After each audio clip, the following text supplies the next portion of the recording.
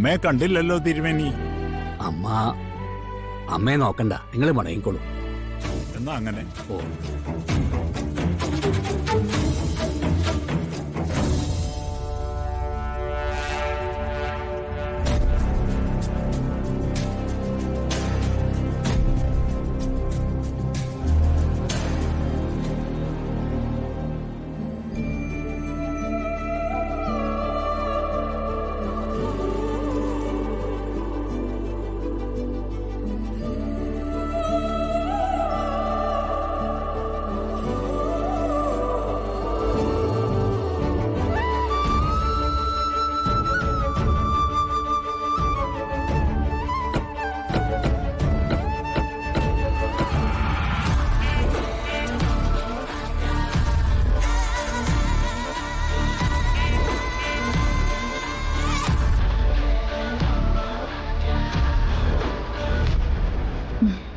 ഫിദ, എങ്കിൽ പിന്നെ നമുക്ക് മടങ്ങാല്ലേ?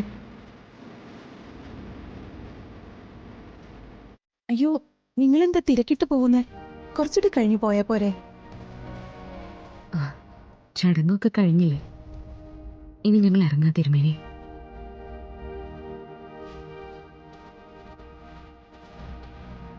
രാധികയുടെ കാര്യങ്ങളിൽ ചിലത് ഞാൻ തീരുമാനിച്ചിട്ടുണ്ട്. എന്തെങ്കിലും ആവശ്യമുണ്ടെങ്കിൽ തിരുമേനി അറിയിക്കാൻ മടിക്കരുത്. പണമോ പൊന്നോ ഒന്നുമല്ല മേഡം എന്റെ ആവശ്യം.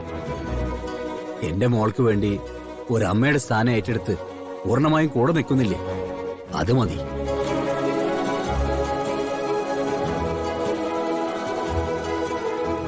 ഒരമ്മയ്ക്ക് ഏറ്റവും സന്തോഷം നൽകുന്ന ചടങ്ങ് ഇപ്പൊ കഴിഞ്ഞത്. അതിന് എന്റെ മോളുടെ അടുത്ത് നിൽക്കാൻ എനിക്ക് പറ്റിയല്ലോ.